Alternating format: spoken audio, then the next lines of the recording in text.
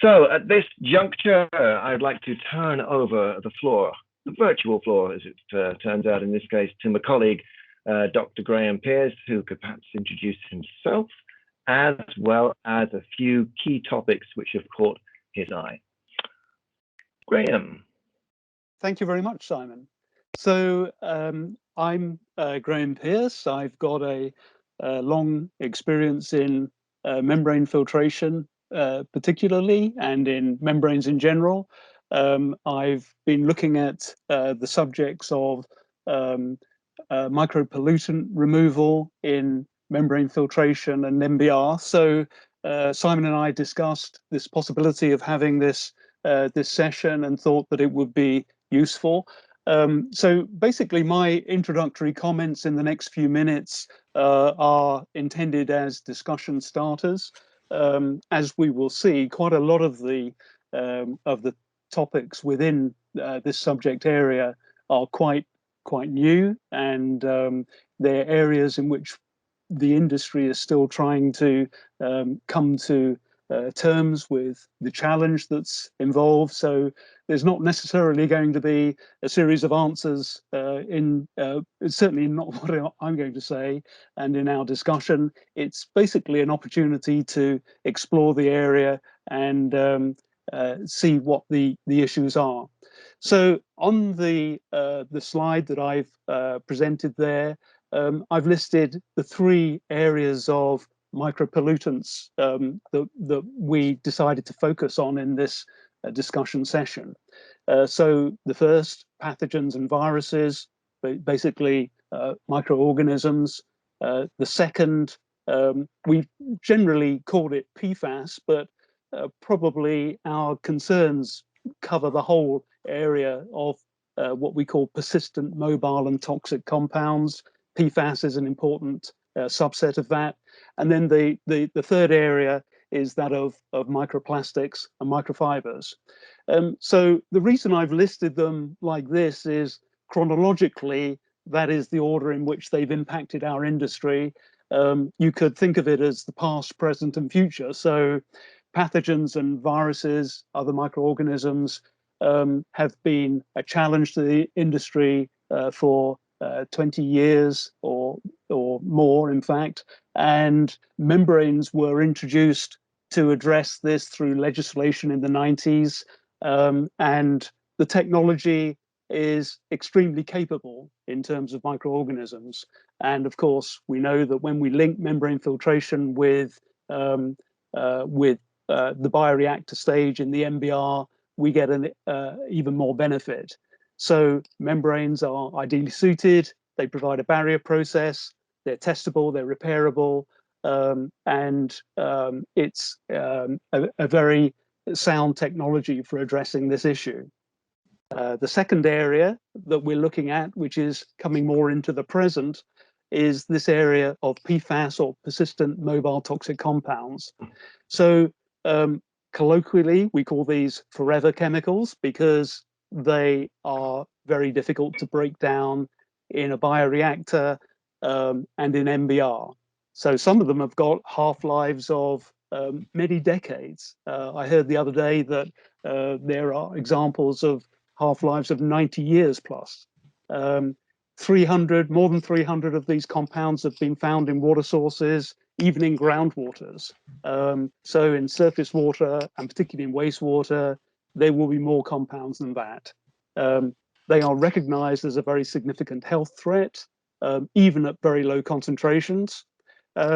Since I've been involved in membranes, this has been seen as being something on the near horizon, as something to be addressed. So right from the early 2000s, after the microorganism legislation of the 1990s with crypto, etc., from the early 2000s, the industry was looking and expecting to see legislation to provide drivers for the removal of these compounds. It's only just now, all this time later, beginning to happen. So we're right on the cusp of a changing situation where we're going to have to address these issues. MBR has some limitations in terms of these compounds, in that the rate of breakdown by bacteria is extremely slow. But membranes do have a role, particularly in removal. So PFAS and other persistent mobile toxic compounds are removed well by RO, and we do already have schemes in California which are beginning to do this. Of course, the wastewater, the concentrate from these processes, poses its own challenge. And then the third topic that I wanted to look at was that of microplastics and microfibers. So microplastics basically would be the small breakdown particles from the use of any plastic that might go into the environment, like a plastic bag, for example. A microfiber would probably more likely come from clothing. The breakdown of clothing comes from washing machines, etc. These two types of compounds, I would say they are the threat for the future, if you like, in that we don't really know how problematic they are. We've got a pretty idea that it's extremely widespread as a problem. I heard recently that even 7 miles down at the depths of the deepest ocean, they found traces of microplastics, both in free samples and in the animals that live down there. So if they're there, they're everywhere. So when you look at these three types of challenge, I think what it strikes me is that the microorganisms may turn out to be the easy one to solve, and largely is being addressed, and we know where we are. The PFAS is more or less in the middle. We know the sort of way that we could address it, and we have technology that can address it. It's problematic and challenging, but it's not that difficult. The microplastics and microfibers, though, are so prolific and ubiquitous in the environment. I think they might pose an incredibly difficult challenge for the future. Membrane filtration is extremely good at removing those particles, but you can't filter the ocean down to a 7-mile depth in any realistic way. So how to reduce these particles will become a massive challenge for us in the future. So that's my short little summary of these micropollutants. I see the membrane filtration, MBRs, RO, all playing a strong role. Those technologies are extremely well suited to all of these challenges. I think the degree of the challenge is becoming greater and greater. And for us people involved in membranes, of course, it provides a useful challenge and future employment for us. But in terms of society, the environment, it's something that is extremely urgent for us to address. So they are my opening comments. Perhaps we could now develop our discussion. Yes, thank you very much indeed, Graeme. An excellent précis of the current state of affairs. I guess I should add just a couple of things onto that, although frankly, there is very little to add. First of all, PFAS are, as Graeme says, the fluorinated or polyfluorinated species. They are pretty much completely chemically inert. Obviously, they can be removed to an extent through, for example, if you're talking about a wastewater treatment process, because they are highly hydrophobic, they will have a natural affinity for the sludge. So they can, to an extent, be removed by a regular sewage treatment process. However, that's just removing it from the water. They are still there, it's just they end up in the sludge. And the regular sludge treatment processes, such as, for example, dewatering will again just reduce the volume, but it will still be with the solids. If you put it through something a bit more aggressive, like an anaerobic digestion process, then that may degrade the PFAS to some extent, but most likely it won't do much at all. And in fact, when it comes down to it, studies seem to indicate that the only thing that will actually destroy PFAS is incineration, and it's worse than that. because again, according to the sort of most studies, the sort of temperatures you need. I think there's somebody that's still got their mic unmuted. If you can just sort that out, that would be great. So there is still an issue, because apparently the sort of temperatures required to destroy PFAS are around about 1,000 to 1,100 degrees centigrade. Well, the sort of temperature which an incinerator would run at is about 200 or 300 degrees C below that. So you'd have to pile in an awful lot of energy to actually destroy these perfluorinated species, and it's actually above what you put even in a regular incinerator. Same sort of thing applies to microplastics and microfibers, I guess, pretty inert. Graeme mentioned the fact that we don't know to what extent they're actually sort of basically destroying the planet. And that is true. However, evidence suggests that they at least reduce mortality in worms. Now, an uninitiated person might consider that and think, well, it's only a worm, get over yourself. Anything at all that starts interfering with even the lower echelons of the food chain is a problem. So this is more widespread. Again, if it really does get everywhere, these species, not just from where you spread biosolids on land, for example, if it's more prevalent than that, and it is actually causing extensive mortality in earthworms, that is a problem. And probably the only way around it realistically is through source control or demand management, I would say. That's pretty much my two penneth work. And I think we already have something from Steve and Kate. So Steve, if you would like to unmute, I know that you have some very valuable things to say on this particular subject. So please unmute and have your say. Yeah, no, so I see the focus on sort of the PFAS chemicals when you're looking at kind of that CEC chemical piece of it. That seems to be a big focus in North American environment. Obviously, a lot of work being done around it. In Europe, I'm just curious your thoughts on the development of targeting the other CECs, so the pharmaceuticals and the pesticides in places like Switzerland, Baltics, France, and where you guys see that moving in the coming years, and how people are looking at that when it comes to membranes.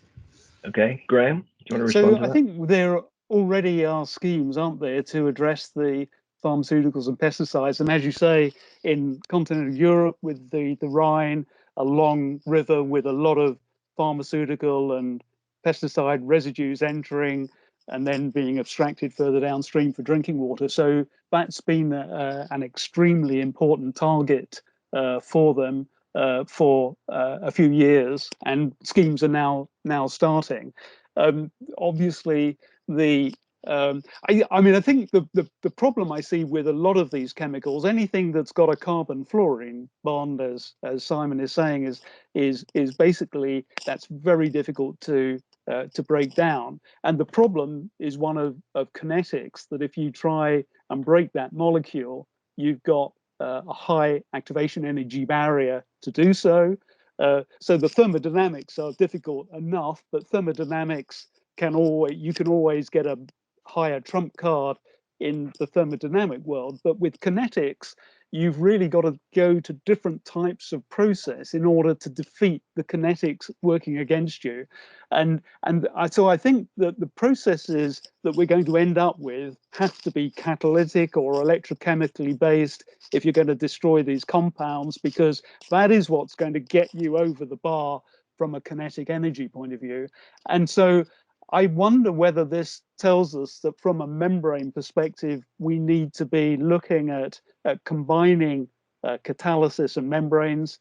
And I know that we have been looking at this in different ways for absolutely decades. I can remember right back to the start of my time in membrane filtration back in the early 90s. We were looking at titania inclusion within polymerics, and that was an important way of trying to improve. Well, in fact, we were looking at the improvement of membrane surface properties there. I mean, this is what I see as being, you know, an interesting way forward for membranes, is to try to get some sort of synergistic effect between the membrane surface, potentially supporting a catalyst, and then also getting some oxidizing potential to that site. Then you'll get a breakdown of maybe any adsorbed species at that point.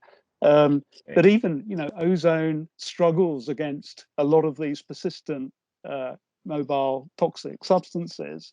So even ozone on its own, without some catalytic help, is struggling.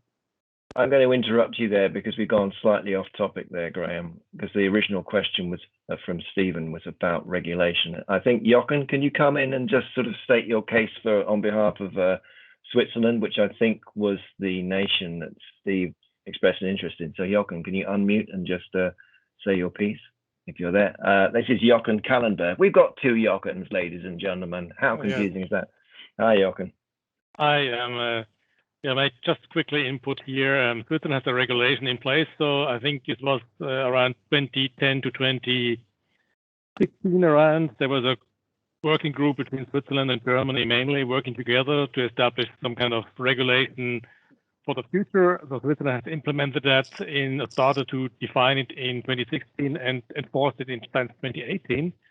And so the main process here recommended is activated carbon, whatever you use, activated as powder or granular media, or you have a combination of activated carbon and ozone.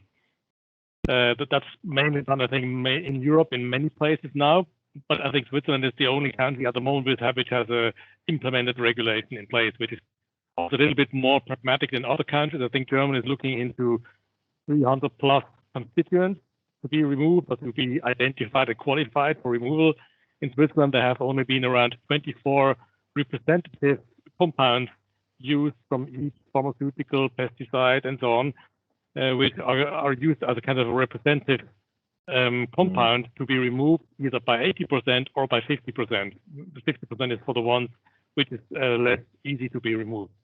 And the processes were identified are actually activated carbon and ozone. So Sure.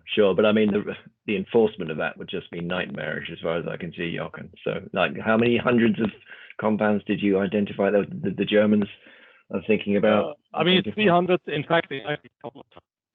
Jeez. Okay. Yeah. Well, that keeps the analysts busy. Why I'm saying this is pragmatic is Switzerland has already enforced the CEC removal by regulation. Other countries, they have not enforced anything. So that's what I'll talk about pragmatic. So they have to do something and they have to enforce it. They can also, you can also use membranes. We can discuss about that, but so that's in place and it's working. Actually, to be honest, it's working. So the activated carbon seems to be very much accepted and used in many growing plants. So that's actually kind of a nice business for activated carbon suppliers. Not for membranes so far. There may be one or two projects where membranes will be used. The question is, what are you doing with the discharge with the concentrate? That's the big question there. Well, and on the Jochen, on the activated carbon, once the carbon has absorbed the chemicals, do you regenerate it by high temperature? Exactly. So they will be used to return and they high temperature regenerate it, and so that's another benefit. It's actually kind of a zero CEC removal process because that's different to membranes where you generate a concentrate somewhere. With the activated carbon, if you go to regeneration process, which is going up to 700-800 degrees, you actually, they don't go to 1000 or more, which may be required, but at least they have a process where they, with the regeneration, most of these compounds can be removed, and then they can reuse the same activated carbon at the same location. Yeah, I mean, it does make a lot of sense, provided you do get the removal and you get the bed life, because obviously if you run it for like, if it removes like 99.9% but only lasts a day because of the limited capacity of the GAC, then you're constantly firing up furnaces to regenerate the GAC. So there's obviously a bit of a balance, as in fact there always is. Not running one day, it's running at least a couple of months. That's what that's pretty good. Yeah, I mean, fair enough. Steve Cates has mentioned the combination of PAC in MBR. So this is for wastewater treatment. Presumably, Jochen, were you talking about wastewater treatment there when you're talking about GAC? I kind of thought that might more be towards treatment plants. Yes. So I'm talking about the regulation applies mainly to sewage treatment plant effluent. Right. Okay. So you're putting sewage effluent through a PAC, through a yes. GAC. Yes, GAC, or you add different ways to skin the cat. You can also add the powder activated one into the return sludge line. It's kind of a little waste of the activated carbon, but it's actually quite efficient. Yeah, well, obviously it comes back to the kinetic thing, which of course Graeme's already mentioned. Everything's down to kinetics in the end. Okay, well, that's very, very interesting, I have to say. Is there any other comments to sort of follow up on what Graeme was saying about the use of things like possible use of AOPs, which, as he's pointed out, has been investigated for at least 2 decades that I can think of, and possibly even 3. But certainly, to my certain knowledge, there's not been much in the way of implementation of AOPs for this particular problem. So has anybody else got any views on that? Or AOPs particularly, or in fact reactive membranes, anything that's sort of like these sort of high-end solutions? I'm wondering if there's been any... Steve has got his hand up. Steve, please go ahead. No, so I think Graeme's right, is that I think the combination of some of these things, you know, a membrane alone, like a UF membrane alone, isn't gonna handle these types of constituents. But as we move forward, I think there's going to be a lot of innovation around how we join up some of these processes. So I do agree with Graeme, and I think that advanced oxidation pieces like ozone, like I mentioned in the chat about powdered activated carbon being added into an MBR system, and then potentially polishing with an oxidant of sorts, might be a really interesting types of flow sheets that I think we're seeing emerging. Some of them are being applied in places, some of them are being piloted, but I think that is where I see a bunch of this going. Sometimes carbon does a better job on certain pollutants, sometimes an oxidant does. So sometimes when you join the two together, it really makes those limits be able to be achieved a lot easier. That was my comment, Sam. Well, yeah, that's fair enough, and all power to you. It's interesting though, isn't it? Because effectively, the way in which certainly viruses are removed from water, and essentially you can think of a virus as just a sort of physically, it's just like a bendy microplastic. It's a malleable microplastic. It's sort of pretty damn small. It can potentially get through the pores even of a membrane. Even the finest of membranes can apparently be penetrated by a virus, but only if it's not associated with the solids. Now, of course, viruses are viruses. They like to have a host. So like at least 98% of all viruses in mixed liquor are going to be associated with the solids. So what you're really doing, I guess, for things certainly like viruses or anything vaguely hydrophobic, is just presenting a larger area of something which the stuff you're trying to remove will stick to. Trouble is, of course, all the other stuff is going to stick to it as well, not just the stuff you're trying to remove, which is there in about 1/10,000th the concentration of all the other stuff. So I guess what you really need is something like really selective that you can throw into the mixed liquor, which is then going to selectively remove these things. I don't know whether such a thing exists, but the fact that GAC on its own will polish up a lot of these micropollutants, as seems to be the case in Switzerland and Germany, is quite interesting. So Amanda has just made the point that PAC is quite abrasive. And I know that when PAC was first looked at for membranes, there was quite a lot of concern about getting the right grade of PAC so that it didn't plug the pores and that it wasn't overly abrasive. Do you feel, Steve, that there are specific PACs that avoid this abrasion problem? So 2 things. So when we're talking about MBRs, what Simon was just saying is you have this flock that gets created that, brings everything together. We find that the PAC will bind within that, and that flock and that new solids environment will help protect the membrane. So it's very different than a UF environment where all your constituents are sort of sitting close to that membrane surface. So you get a filtration layer that exists, and then you also get it bound in the flock. So all testing, we've done it, this is something we've been looking at, and we've seen no impacts on longevity of the membranes in an MBR environment with the PAC addition. The other thing is also in a micro constituent removal perspective.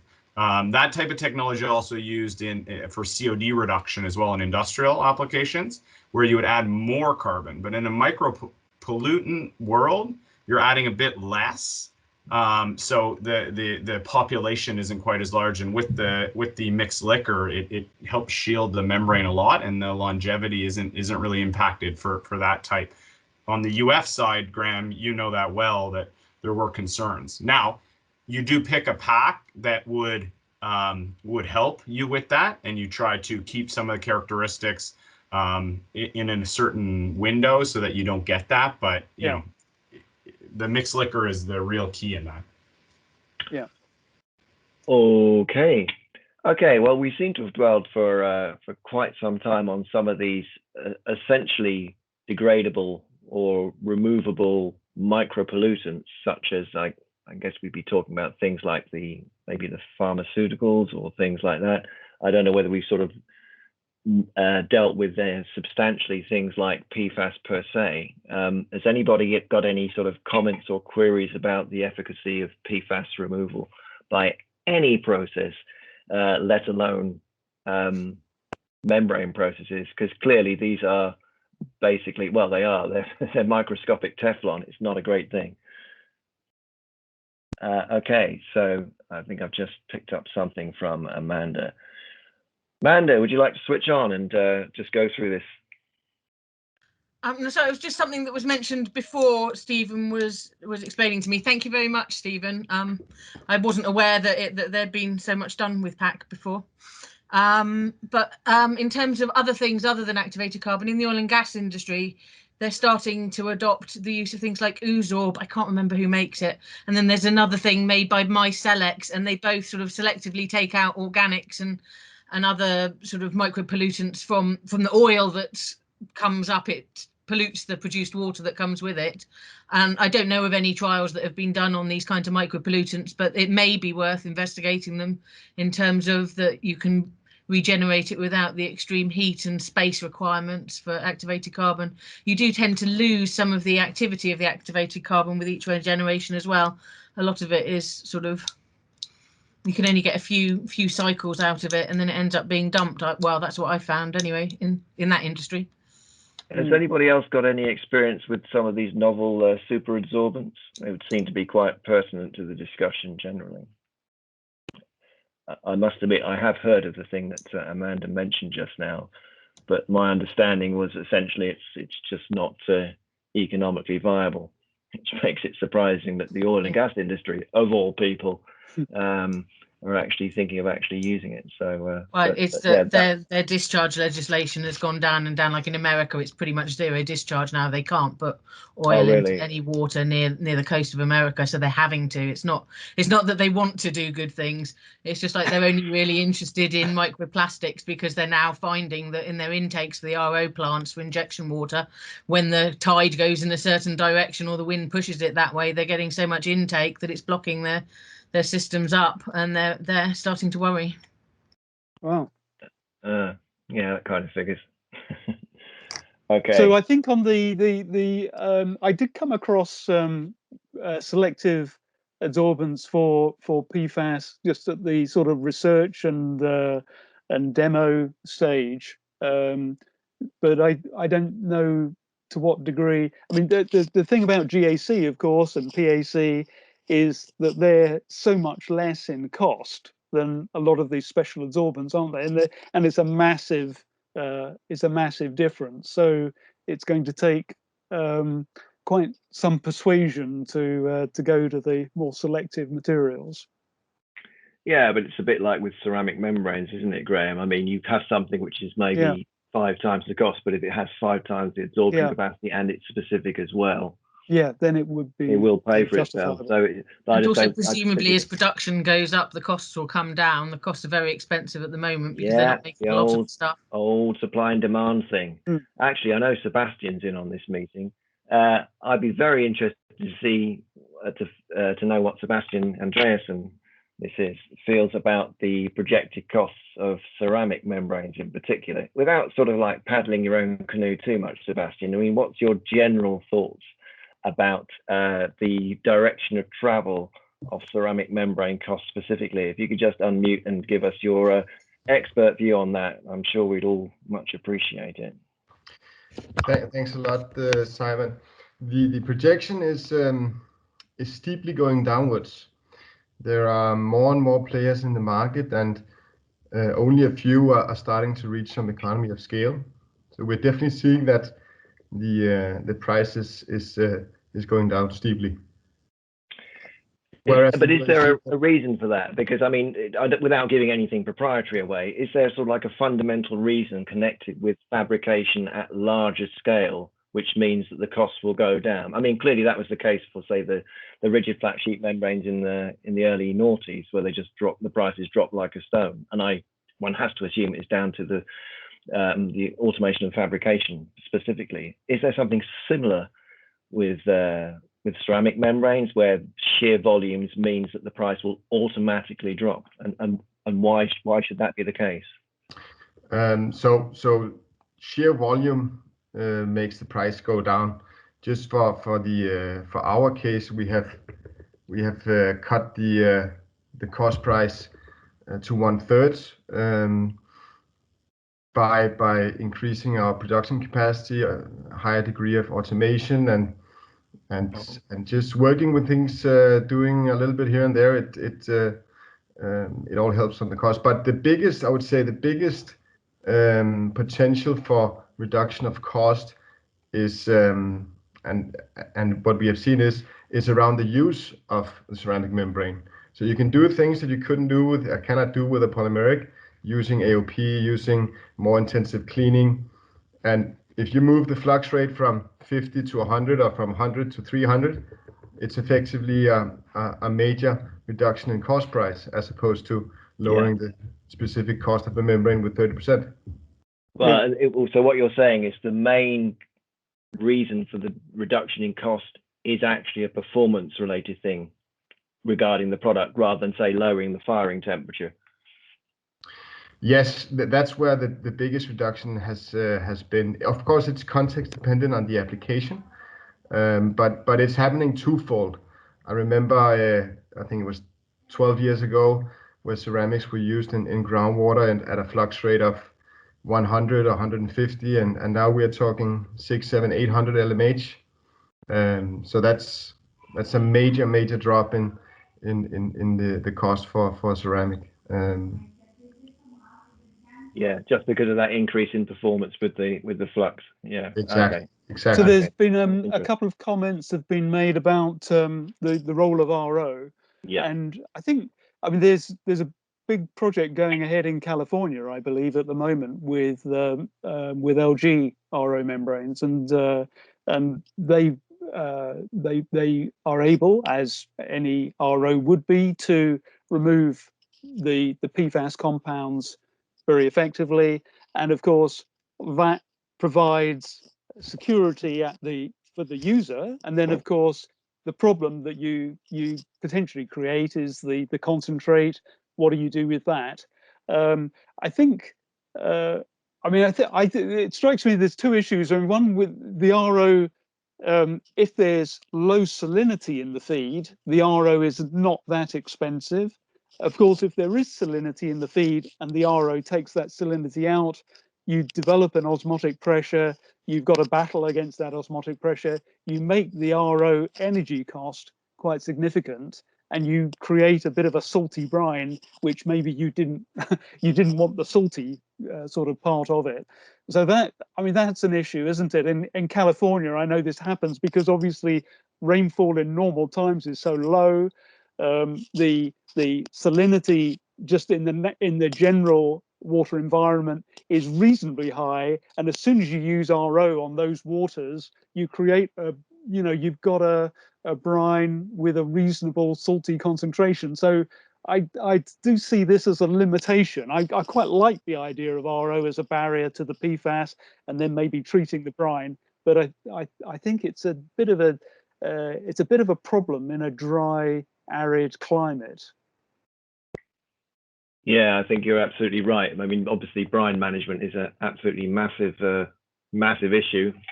And I believe in the KSA, they've invested like, well, literally billions to look at potential technologies for recovering the resource from brine. And some of the stuff that they're looking at is like, you know, almost space age, really. I mean, the classic one, of course, is just, you know, recover the salt as to higher concentration you can, purify it up, put it through a chloralkali process, recover the resources, caustic soda and chlorine, which is fine as long as the price of caustic soda and chlorine can sustain that. But of course, production through that means is never going to be as cheap as just taking, you know, part of the Dead Sea or whatever and electrolyzing that instead. So there's always going to be certainly a cost trade-off for recovering the resource. Now, as far as actually purifying, obviously in purifying the brine to get it to the stage where you can recover the resource, you are, of course, producing waste streams which will contain all these microcontaminants we've talked about.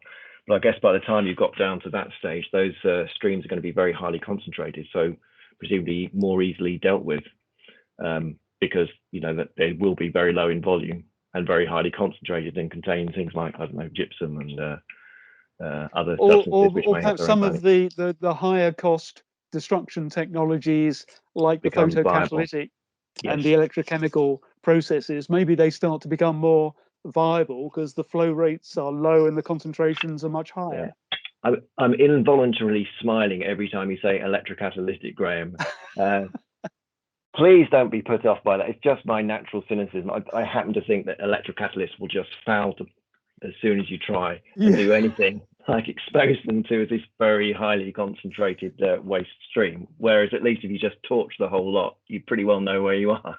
Right. But of course, it's certainly not sustainable to torch brine in itself. Even very low volumes, it becomes quite a sticky and unsustainable process.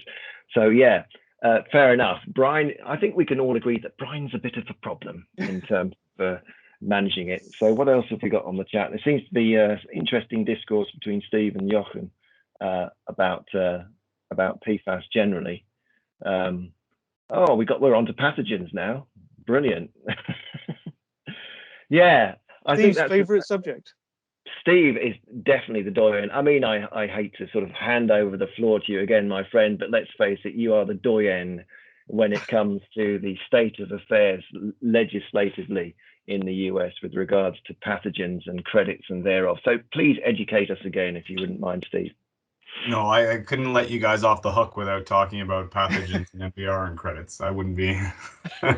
So no, I think to me, you know, MBR typically weren't looked at for crypto and virus reduction as we treated for surface water discharges around the world, even though that still is reuse. You know, you have the environmental barrier that was doing its part. So as we develop these advanced reuse schemes where you're looking at coupling multiple unit operations together, you know, MBR, which was the gold standard for, you know, non-potable reuse, is being looked at as sort of that first piece in a advanced water treatment system. And that's where crediting it for pathogens is sort of been a focus. I think that there's two leading guidances out there, the water valve work that was done out of Australia, which was an initial sort of digestible type of a document that sort of put together all of the work that was done at the Recycling Center of Excellence in Australia, giving sort of actionable guidance around baseline credits and then also how to get more through testing. So that's a big document and a big pathway that was then adopted in the US, and they did their own sort of analysis and just released a newer guidance that looked at the same construct where you have the baseline credits and then you can do it based on work on a pilot or based on a demonstration. So we're seeing a lot of movement and we're seeing good pathogen sort of crediting towards that. So it's what I've seen is it's enabling the use of MBR in a lot of these advanced reuse schemes. And you know, I think as that grows, I think that we're gonna learn more and we're gonna do more around monitoring and things like that. But I think it's exciting for in a membrane context for MBR to start being considered for a lot of these types of flow sheets. And somewhat left field of that, but nonetheless related, I'd quite like to segue to the marine applications here because Graeme mentioned right at the front end that we've got microplastics apparently at the bottom of the ocean. which I didn't know, and it's somewhat discouraging, I have to say. But also because I do know that we've got at least 2 listeners or participants who are from that very industry. Wei Chen, are you there? Yes, I'm here, Simon. Sorry, I couldn't keep track of all the participants. How are you, my friend? Hello, hi. It's very Perhaps interesting discussion so far. Yes. Could you kind of like briefly educate us on what the IMO perspective is on all this, and what sort of what sort of steps are being made for marine discharges specifically in this sort of area? If you can just give us a quick précis. Yes, under the IMO and the current regulation asking the sewage treatment plant on ships would have to satisfy a performance standard of 100 count per 100 mil, 100. So that is tougher than the US discharge standard for the municipal sewage treatment plant in the US, and of course far more tougher than the US for the EU ones, because in Europe there's no fuel quality foam standard at all. The most stringent one in the marine is actually in Alaska. Alaska state, they ask cruise ships to meet 14 count per 100 mil. 14. That's quite tough, isn't it? So what's being done about this then? Yes, when it comes to the technology on cruise ships, it can be met by microfiltration plus UV, and it can be done by ultrafiltration without further chemical or UV disinfection. Like ourselves, and we use a tubular membrane, which are very good integrity. So UF alone can meet that. And so that's cruise ships. The rest of the IMO kind of regulation, the standard looks very nice, but the reality is actually very poor. So, well, we know all about that. Yeah. But I mean, it does beg the question: if you're on a cruise ship and you've got these really tight discharge standards, why don't you just recycle everything and just not bother telling the passengers? No, yes, that is another thing, because unlike on land, like in California, you have purple book, and you go in marine at the moment, there's no regulatory framework for wastewater recycling. So there are cruise owners wanting to do it. For example, they treat gray water. They call gray waters from kitchen showers and stuff, and they treat it separately and trying to reuse it as a technical water. But at the end of the day, because there's no standard, there's no framework to it at all. So personally, I felt it's a little bit lacking behind, because it's just carry some risks. It is. I always find this sort of whole shipboard thing quite interesting, because it's like a microcosm of a sort of it's like having a little arid climate, only it's floating on the sea, in that you have a very precious resource in the water itself.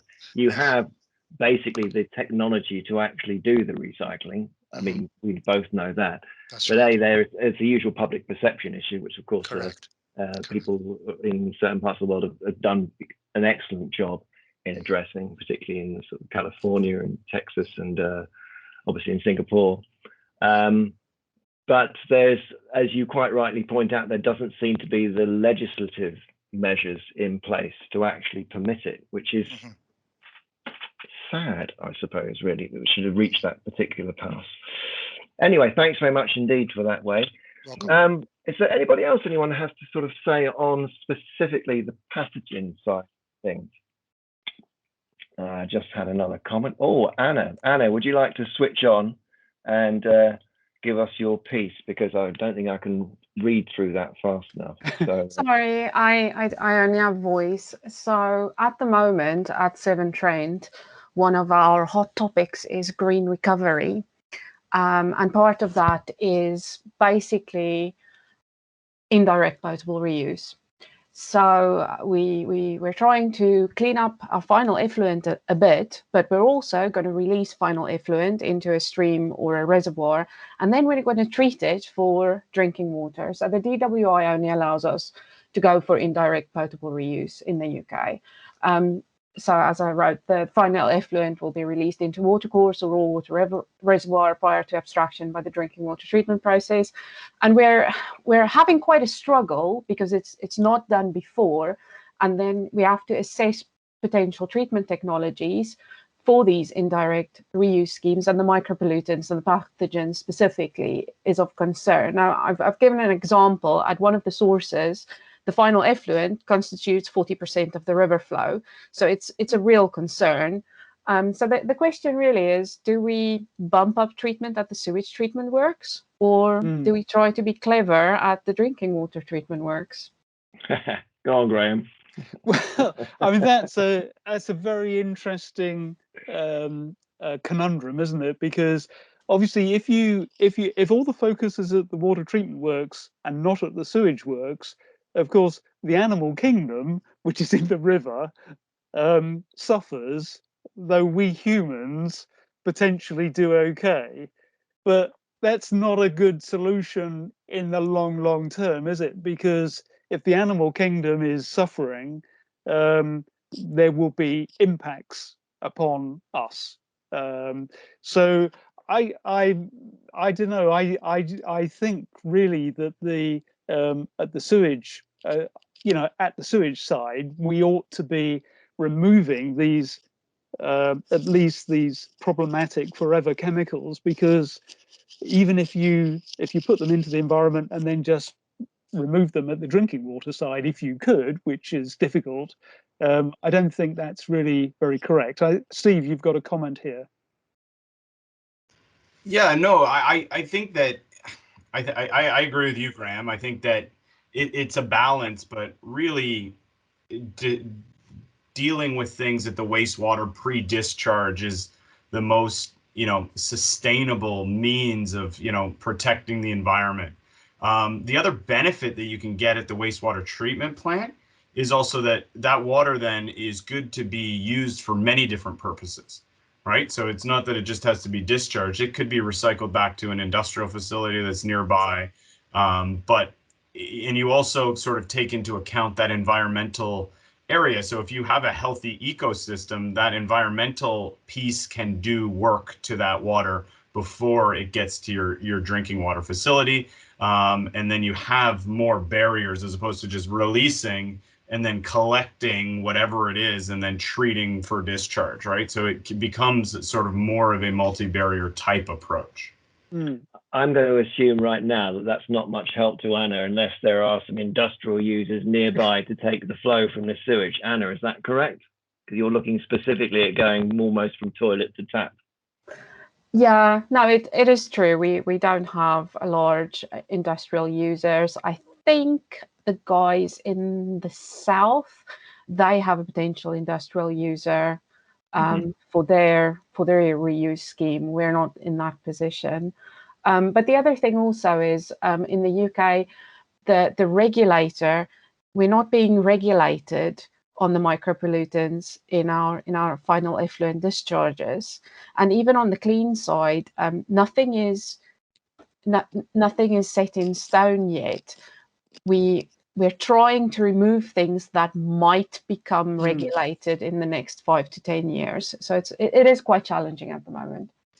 Do you have a sort of any comment on Graeme's assertion at the front end that it's happening pretty soon and that you need to gird your loins and be ready within the next, I don't know, the next couple of AMP periods or something? We just don't know. There's not been very clear guidance yet. Oh, not been very clear guidance. Welcome to Britain. Okay. I don't think, correct me if I'm wrong, but I think the whole business of the microplastics, which have a physical size associated with them, is probably something which we could probably run a little bit more with. I mean, we talked about the idea of bolting on a GAC at the back end of the works to absorb stuff, but I'm not sure whether that's actually appropriate for something which has a physical size associated with it, which is nonetheless pretty much totally unreactive. In other words, if you do have these small bits of plastic and you are recovering them, what do you actually do about it? Come on then, Amanda. Yeah, so this is the problem that the oil and gas industry are having at the moment. They just dump it back out at sea and say, well, we can't inject for the period of time everything's screwed, so we just flush the RO for a bit longer, and then when it's passed, we go. But with their zero discharge of COD, does it count as COD? It is a chemical oxygen demand. If you burn it, they are putting pollutants back into the sea. And so I'm working in the industry where I'm wiping the devil's arse. I'm trying to push them into doing something about it, because it seems to me that that they are in a unique position that as an industry, they have all of these sites all over the world that are taking in vast amounts of seawater and spitting out quite a lot of it in terms of the RO reject. If they were to take out the microplastics as they were going, the smaller size microplastics that make it through all of the initial sort of screening, then they would actually be doing the planet a bit of a service while they're screwing us up in other ways. Basically, my comment to that would be that simple UF membrane filtration, it would be an excellent barrier to just microplastic particles. Oh yes, yeah, but they shove it back in the sea, and I think it would be quite useful if you could do something with it. You can probably run a UF system if you basically knew you had a microplastic challenge. You ran a sort of a two-stage UF system. You get 99.8% recovery easily. So that's a very substantial concentration factor, isn't it? So you'd end up with a very small volume of microplastic containing water, and then then you would have that small volume to recover the solids from. Yes, but what to do with it when space is in such a premium offshore is my problem. Sometimes they might be able to burn it alongside things if they can dry it enough, but it's just my thought. It was kind of my reason for coming in on this, in case anybody had any thoughts. Well, I mean, there are lots of things they could use, Amanda, but this is the oil and gas industry, and I spent 6 years in Qatar finding out how little the oil and gas industry was prepared to do about pretty much anything. It is a struggle. There was an additional to the hydrocyclones and the induced gas flotation devices, and that's pretty much it for oil and gas. They're starting to be forced into it though, because of course all of our pensions are with all of the pension houses, and all of the pension houses are starting to use the buzzword sustainability, because people are actually starting to choose where the pensions go. So you'd be amazed how far it's come in the last even 10 years. That they do want to get good PR. They don't want to actually do good things, and they don't want to spend money on doing good things. But if they can do something that will get them a good PR and get them little brownie points for being seen to be greener, then there's actually a massively growing scope to get them to actually do something. I've been quite amazed. I think that's an equities related thing myself. Okay, well, thank you very much indeed for turning up.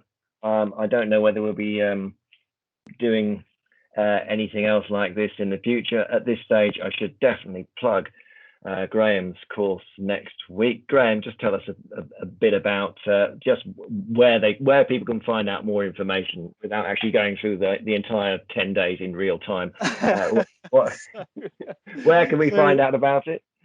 So basically, I put my training course onto a series of webinar modules, which are standalone, sort of hour and a half long slots, and it's run by a company called Know-How Webinars. So you can either look on my website, membraneconsultancy.com, or Know-How Webinars, and then you can find out more about my training program. So you can just sign up for one of 16 modules, or all 16 if you like the sound of my voice.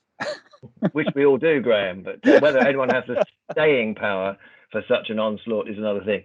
The MBR micro short course, there's a 4-hour MBR short course run by Judd and Judd, and that will be available sometime in September. I can never remember when, but September's ages away. We don't worry about that yet. Thank you very much indeed for attending. Like I say, this will be lodged somewhere on the internet, we hope. I'll probably blog something as well, just to give something for some people to read, should they so desire. Thank you very much indeed, and goodbye. Thank you, Simon. Thank you, Claire. Thank you, everybody, for joining. Everyone. Bye. Stay safe.